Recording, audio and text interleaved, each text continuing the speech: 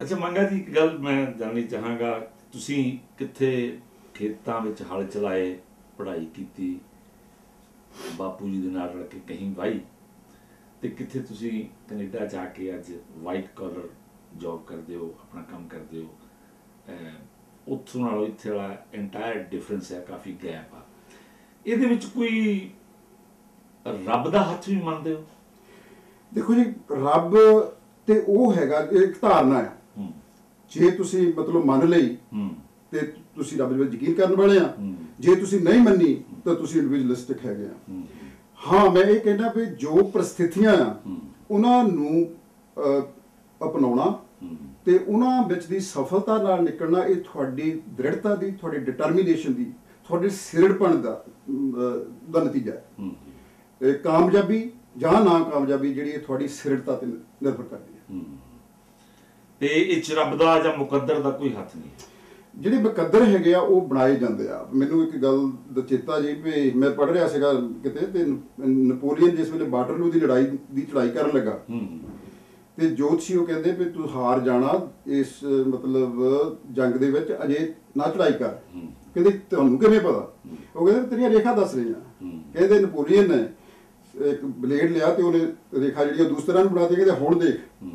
ਕਹਿੰਦੇ ਜੀ ਫਿਰ ਇਹ ਤੁਹਾਡੀ ਮਰਜ਼ੀ ਆ। ਤੇ ਉਹ ਫਿਰ ਨਪੋਲੀਅਨ ਨੇ ਕਿਹਾ ਸੀ word impossible is not in my dictionary, it's only in the dictionary of the fools. So ਜਿਹੜੀ ਮੁਕੱਦਰ ਹੈਗੀ ਆ, ਕਿਸਮਤ ਹੈਗੀ ਆ, ਇਹ ਵੀ ਇੱਕ ਧਾਰਨਾ ਆ। ਬਾਕੀ ਜੋ ਸਫਲਤਾ ਜਾਂ ਅਸਫਲਤਾ ਹੈਗੀ ਆ, it's totally depend on your determination.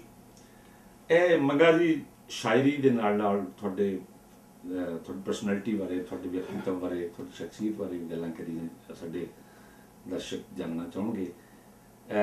ਇੱਥੇ ਆ ਕੇ ਜਦੋਂ ਆਏ ਆ, ਜਿਵੇਂ ਤੁਸੀਂ ਦੱਸਿਆ ਕਿ ਕੁਝ ਸਮਾਂ ਇਸ ਤਰ੍ਹਾਂ ਲੱਗਿਆ ਕਿ ਨਹੀਂ ਇਹ ਗਲਤ ਥਾਂ ਤੇ ਆ ਗਿਆ, ਸਟਰਗਲ ਕਰਨੀ ਪਈ, ਸੰਘਰਸ਼ ਕਰਨਾ ਪਿਆ। ਸਭ ਤੋਂ ਪਹਿਲਾਂ ਇੱਥੇ ਆ ਕੇ ਕੈਨੇਡਾ 'ਚ ਕੀ ਕੀਤਾ?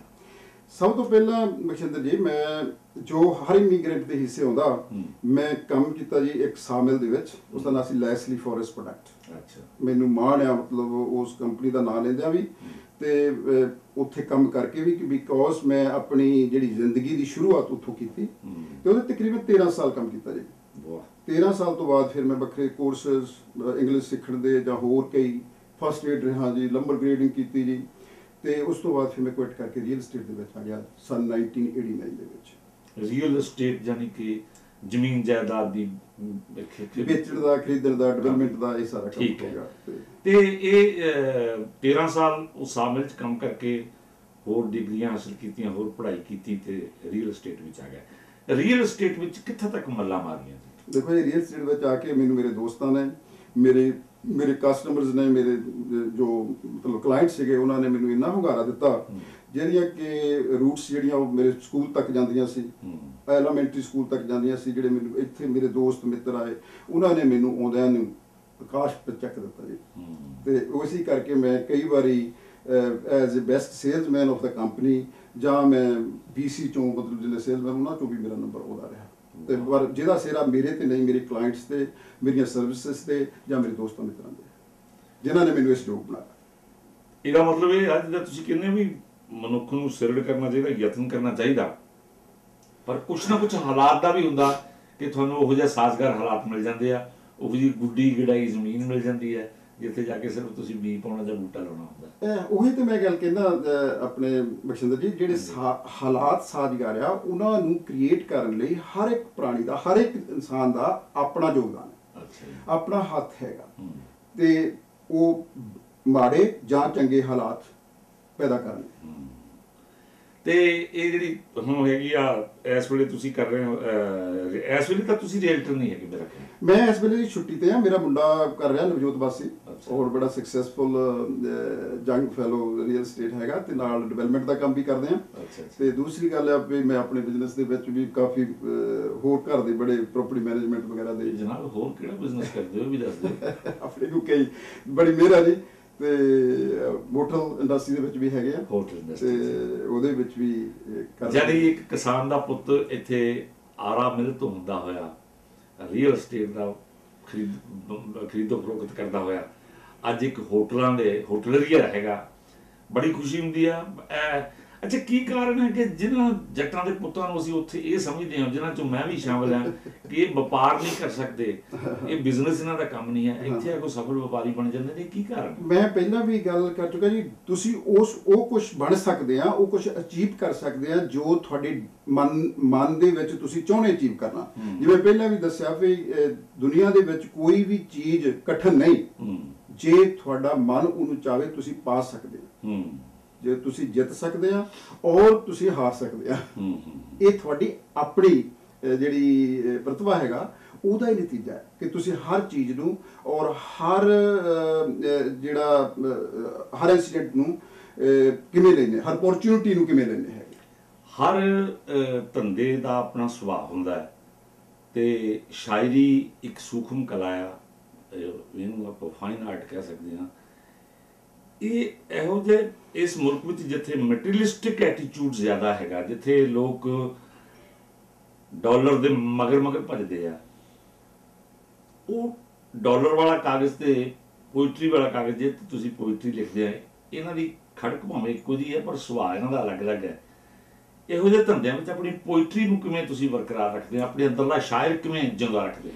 ਦੇਖੋ ਜੀ, ਮੈਂ ਕਹਿੰਦਾ ਕਿ ਜਿਹੜੇ ਜ਼ਿੰਦਗੀ ਦੇ ਧੰਦੇ ਆ, ਹਾਂਜੀ, ਚਾਹੇ ਉਹ ਕਿਸਾਨੀ ਦਾ, ਚਾਹੇ ਉਹ ਸਿੰਪਲ ਮਜ਼ਦੂਰੀ ਦਾ ਹੈਗਾ, ਚਾਹੇ ਉਹ ਬਿਜ਼ਨਸ ਦਾ ਹੈਗਾ, ਉਹ ਵੀ ਇੱਕ ਧੰਦਾ ਹੈਗਾ। ਜਿਹੜੀ ਪੋਇਟਰੀ ਆ, ਇਹ ਜਿਹੜੀ ਕਲਾ ਹੈ, ਕਿਸੇ ਵੀ ਧੰਦੇ ਤੋਂ ਕਦੇ ਵੱਖ ਹੋ ਹੀ ਨਹੀਂ ਸਕਦੀ। ਇਹ ਗੱਲ ਹੈ ਕਿ ਇਹਦੀ ਇੰਟਰਪ੍ਰੀਟੇਸ਼ਨ ਵੱਖਰੀ ਹੋ ਸਕਦੀ, ਪਰ ਤੁਸੀਂ ਇੱਕ ਬਿਜ਼ਨਸਮੈਨ ਹੁੰਦੇ ਹੋਏ ਵੀ ਇੱਕ ਲੋਕ ਪੱਖੀ ਕਵੀ ਹੋ ਸਕਦੇ ਆ, ਇੱਕ ਬਿਜ਼ਨਸਮੈਨ ਹੁੰਦੇ ਹੋਏ ਵੀ ਇੱਕ ਮਜ਼ਦੂਰ ਪੱਖੀ ਕਵੀ ਹੋ ਸਕਦੇ ਆ। ਅੱਛਾ ਜੀ। ਇੱਕ ਬਿਜ਼ਨਸਮੈਨ ਹੁੰਦੇ ਹੋਏ ਵੀ ਤੁਸੀਂ ਲੋਕਾਂ ਦੀ ਗੱਲ ਕਰ ਸਕਦੇ ਆ, ਔਰ ਜਿਹੜੀ ਕਿ ਮੇਰੀ ਕਵਿਤਾ ਕਰਦੀ ਹੈ।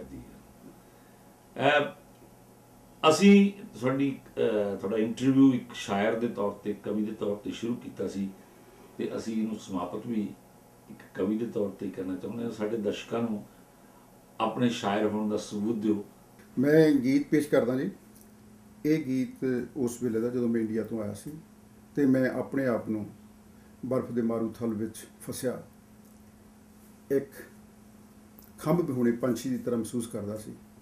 ਤੇ ਉਸ ਦਿਨ ਮੇਰੇ ਦੇਸ਼ ਵੱਲੋਂ ਹਵਾ ਵਗ ਰਹੀ ਸੀ ਤੇ ਮੈਂ ਉਹਨੂੰ ਸੰਬੋਧਨ ਕਰਕੇ ਆਪਣੇ ਦੇਸ਼ ਦਾ, ਆਪਣੇ ਪਿੰਡ ਦਾ, ਆਪਣੀ ਧਰਤੀ ਦਾ ਹਾਲ ਪੁੱਛਦਾ। ਸੁਣੋ। ਸਾਡੇ ਦੇਸ਼ ਵੱਲੋਂ ਆਏ ਹਵਾ ਦੇ ਆ ਬੁੱਲਿਆ ਵੇ, ਦੱਸੀ ਸਾਡੇ ਪਿੰਡ ਦਾ ਕੀ ਹਾਲ। ਸਾਡੇ ਦੇਸ਼ ਵੱਲੋਂ ਆਏ ਹਵਾ ਦੇ ਆ ਬੁੱਲਿਆ ਵੇ, ਦੱਸੀ ਸਾਡੇ ਪਿੰਡ ਦਾ ਕੀ ਹਾਲ। ਜੂ ਸਾਡੇ ਪਿੰਡ ਦੀ ਨੂੰ ਅਤੇ ਸਾਡੇ ਪਿੰਡੂਆਂ ਨੂੰ ਵੀ ਆਇਆ ਕਦੇ ਸਾਡਾ ਵੀ ਖਿਆਲ। ਜੂ ਸਾਡੇ ਪਿੰਡ ਦੀ ਨੂੰ ਅਤੇ ਸਾਡੇ ਪਿੰਡੂਆਂ ਨੂੰ ਵੀ ਆਇਆ ਕਦੇ ਸਾਡਾ ਵੀ ਖਿਆਲ। ਅੱਤਵਾਦੀ ਸਮੇਂ ਦੀ ਗੱਲ ਹੈ ਜੀ। ਸੁਣਿਆ ਏ ਸਰਗੀ ਦੇ ਚਾੜਦੇ ਹੁਸਨ ਤਾਈ, ਤੱਕਦਾ ਏ ਨੀਰਾ ਅੱਖਾਂ ਪਾੜ। ਸੁਣਿਆ ਏ ਸਰਗੀ ਦੇ ਚਾੜਦੇ ਹੁਸਨ ਤਾਈ, ਤੱਕਦਾ ਏ ਨੀਰਾ ਅੱਖਾਂ ਪਾੜ। ਸੈਮੇ ਸੈਮੇ ਭਰਦੇ ਨੇ ਸੌਣ ਦੇ ਛੇਰਾਟੇ ਭਾਵੇਂ, ਲੰਘ ਚੁੱਕੇ ਤਪਦੇ ਕੀ ਹਾੜ। ਕਲਰਾਂ 'ਚ ਰਹਿਣ ਵਾਲੇ ਪਾਮ ਦੇ ਖੜੱਪੇ ਅੱਜ, ਕਲਰਾਂ 'ਚ ਰਹਿਣ ਵਾਲੇ ਪਾਮ ਦੇ ਖੜੱਪੇ ਅੱਜ, ਹਾਸਿਆਂ ਦੇ ਵਾਗਾਂ 'ਚ ਧਮਾਲ। ਸਾਡੇ ਦੇਸ਼ ਵੱਲੋਂ ਆਏ ਹਵਾ ਦੇ ਆ ਬੁੱਲਿਆ ਵੇ, ਦੱਸੀ ਸਾਡੇ ਪਿੰਡ ਦਾ ਕੀ ਹਾਲ।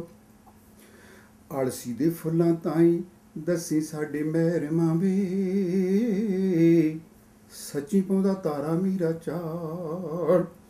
ਰੋਂਦੀਆਂ ਨੇ ਕੋਲਾਂ ਤੱਕ ਅੰਬਾਂ ਦਿਆਂ ਬੂਟਿਆਂ ਨੂੰ, ਦਿੱਤੀ ਪਿਓ ਦੇ ਅੱਕਾਂ ਦੀ ਇਹ ਝਾੜ। ਰੋਂਦੀਆਂ ਨੇ ਕੋਲਾਂ ਤੱਕ ਅੰਬਾਂ ਦਿਆਂ ਬੂਟਿਆਂ ਨੂੰ, ਦਿੱਤੀ ਪਿਓ ਦੇ ਅੱਖਾਂ ਦੀ ਇਹ ਝਾੜ। ਪੇਂਦੂ ਵੇਰੀਆਂ ਦੀ ਪਾਲ ਦੱਬ ਲਈ ਆਕਾਸ਼ ਵੇਲਾਂ, ਪੇਂਦੂ ਵੇਰੀਆਂ ਦੀ ਪਾਲ ਦੱਬ ਲਈ ਆਕਾਸ਼ ਵੇਲਾ, ਉਹ ਚੜੇ ਪੱਤੇ ਟੁੱਟ ਗਏ ਕੀ ਡਾਲ। ਸਾਡੇ ਦੇਸ਼ ਵੱਲੋਂ ਆਏ ਹਵਾ ਦੇ ਆ ਬੁੱਲੇ ਆਵੇ, ਦੱਸੀ ਸਾਡੇ ਪਿੰਡ ਦਾ ਕੀ ਹਾਲ।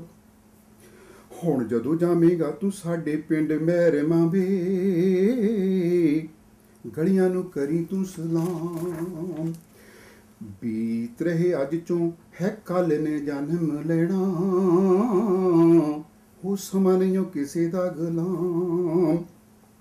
ਘੁੱਗੀਆਂ ਦੇ ਗੀਤਾਂ ਨਾਲ ਫਸਲਾਂ ਦੇ ਪੱਤਿਆਂ ਨੇ, ਘੁੱਗੀਆਂ ਦੇ ਗੀਤਾਂ ਨਾਲ ਫਸਲਾਂ ਦੇ ਪੱਤਿਆਂ ਨੇ, ਸਾਜਾਂ ਵਾਂਗੂ ਦੇਵਣੀ ਏ ਤਾਲ।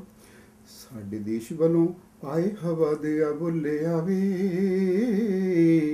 ਦੱਸੀ ਸਾਡੇ ਪਿੰਡ ਦਾ ਕੀ ਹਾਲ। ਇੱਕ ਗੱਲ ਹੋਰ ਦੱਸੀ ਪਿੰਡ ਦਿਆਂ ਲੋਕਾਂ ਤਾਈਂ,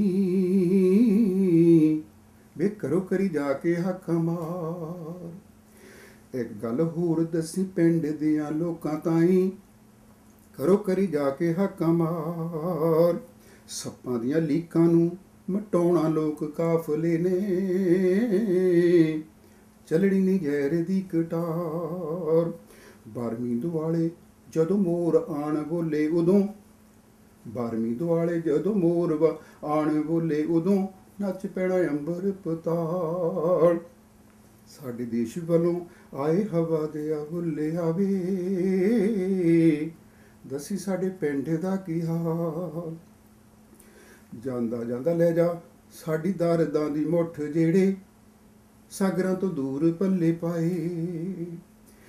ਜਾਂਦਾ ਜਾਂਦਾ ਲੈ ਜਾ ਸਾਡੀ ਦਰਦਾਂ ਦੀ ਮੁੱਠ, ਜਿਹੜੇ ਸਾਗਰਾਂ ਤੋਂ ਦੂਰ ਪੱਲੇ ਪਾਏ। ਭੈਣਾਂ ਵੀਰ ਮਾਪਿਆਂ ਨੂੰ ਦੇਵੀਂ ਤੂੰ ਸਨੇੜਾ ਜਾ ਕੇ,